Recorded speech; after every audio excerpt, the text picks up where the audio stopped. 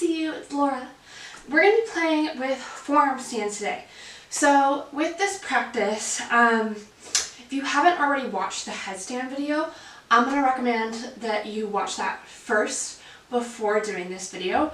Normally I recommend that folks have a comfortable inversion practice before they start forearm stand, handstand, just so that they know what it feels like to actually be upside down and actually get into that shape. So if you're ready to explore your inversion practice a little more and maybe gain a little strength, we're going to hop on our mats, and I'm actually going to have you guys start in tabletop. And in tabletop, I'm going to have you just move through a few cat-cows, just to kind of warm up the spine, just wake up the body. And then we're going to open up our shoulders. So we're going to root our hands through the earth, finding a neutral spine. We're going to thread the needle. Left arm will plant, right hand will go skyward, linger at the top. Exhale, thread it under and across, thread the needle. Bring that right shoulder, right cheek down towards the mat. And maybe that left arm extends long across the mat, or a half bind around the low back if you want a little deeper shoulder stretch. From here, really root the entire back of that right arm down into the earth. And I want to see if you can spiral your chest open towards the sky, towards your ceiling, keeping with the breath. Slowly on an exhale, you can release. Left hand will plant. Right arm will go skyward and linger at the top. Exhale, release, and we're going to switch sides. Right hand's going to plant. Left arm going to go skyward, linger at the top. Thread it under and across, thread the needle. Bring that left shoulder, left cheek down towards the mat. Maybe that right hand extends long, or maybe the half bind around your low back. Choosing what feels best for you. And wherever you are, really root the back of that left arm down into the mat. Almost see if you can spiral your heart, your gaze skyward or towards the ceiling, keeping with the breath. Exhale, release. Plant that right hand. Inhale, left arm's going to go skyward and linger at the top. Exhale, release. Tabletop. 2 cat-cows. Just reset that spine. And then we're going to bring our forearms down towards the mat because this is forearm stand. And for forearm stand, there are a few different options here. Option 1 is you can interlace your hands, unleashing the pinky finger and thumb. Or you can bring hands towards the earth, bringing the whole forearm towards the mat. A lot of people find that this variation feels a little bit more stable. For me, I have some chronic wrist issues, so I like to take this variation so my wrist isn't internally rotated. But choose what feels best for you, whether it's arms towards the earth or whether it is that interlace. Wherever you are, just like if we were setting up for a headstand, we really want to make sure that those elbows are directly underneath the shoulders and we have that good stack, because that's going to be the thing that's supporting us when we're upside down. From here, we're going to just play with tucking the toes under and then lifting the hips in dolphin. We're just going to gain a little bit of strength. And in dolphin, I'm going to move my hair so you can see, but in dolphin, we want to make sure that our head isn't touching the earth. We really want to be pressing away from the earth, almost as high as we can. Really see if we can sink the seat or sink the heels in the seat back, keeping with the breath. In dolphin, we're going to play with a little dolphin push-ups so you can bend the knees, kind of lower, and then inhale, straighten. Exhale, bend. Inhale, straighten. Exhale, bend. Inhale, straighten. Exhale, bend. Inhale, straighten. We'll rest in child's pose. Arms can drop down by the sides. Forehead towards the mat. You can rock that forehead just gently side to side. A long exhale. And so if that feels like your edge, you can stay there. Perfect. Or we're going to start with some single leg lifts. So in our dolphin, interlace those hands. Find the tuck of the toes. Maybe we walk the feet in, maybe one leg lifts. And we might just stay here, just find that stack of hips over shoulders. And maybe we take some little pulses. Pulsing the air, keeping with the breath, really pushing the earth away. And then exhale, switch sides.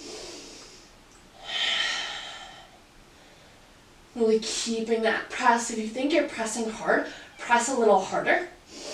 And then exhale, release. Child's pose is your rest. with the arms drop down by the sides. A long exhale to release. Really allowing the seat to be heavy towards the heels. Really allowing the body to melt. And eventually, we can stay there with those single leg lifts, even just bringing that one leg skyward. Or from there, we might play with a few little hops. In your bail for your hops, you can come out towards the side, cartwheeling out, or feet down towards the earth, thinking back to dolphin or back to like tabletop. So find that tuck, walk those feet in, maybe one leg goes skyward, and maybe we play just a little hop. And in this hop, really see if you can almost like stag your legs, finding that little float so the feet are coming towards the bum. Maybe we find that float, maybe you bring the knees to touch, and maybe you take the legs skyward. But just seeing if we can play, taking both sides. And then if we find that float, you might notice that one side feels a little bit easier in that float. One side feels easier to kick up on. Normally that's like the dominant leg that feels easier. But in that float, really see if you can keep that press down away from the earth. Really keeping those arms pressing down. That press of the forearms and that engagement of the muscles underneath your armpits are going to be what allow you to float up into the air. Whenever you need time to rest, resting in child's pose. Letting the forehead come towards the earth. A long exhale. Allowing yourself to rest. Allowing your body to be heavy down into the earth. And then eventually when it feels like it's time, we'll find our way up. And we're going to come to a comfy seat to cool this down. Legs can go long. You can flex the toes back towards the face. Inhale, reach those arms up overhead. And then exhale, hinge from the hips, fold it forward. Inhale, halfway lift. Exhale, fold it in. Really allowing yourself to melt. Just stretching out those hamstrings. The more mobile we are in our hamstrings and the more length we have in the hamstrings, the easier it is for us to be able to walk those feet in closer to find that stack before we even lift up into forearm stand. So really allowing yourself to find that length in the hamstrings. Rounding through the back.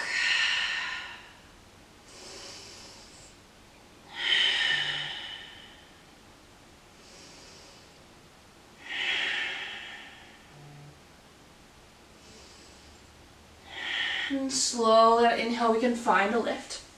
We're going to lie all the way onto the back. Hug the knees in towards the chest. From here, you can take some baby circles with the knees, just stirring the air with the knees, circling them one way, circling them the other way, taking both directions. We'll hug that right knee in. Left leg's going to go long. Bring that right leg over and across your body. Find a spinal twist. Really releasing anything in the back body. Long exhale. Allowing yourself to wind down.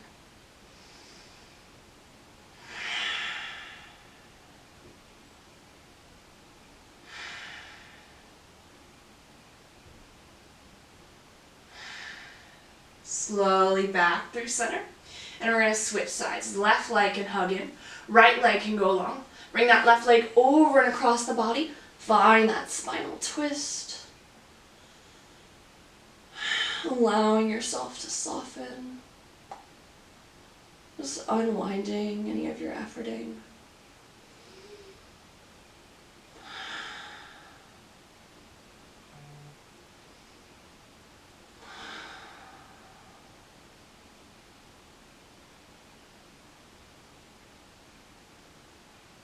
Slowly back through center. Hug both knees in.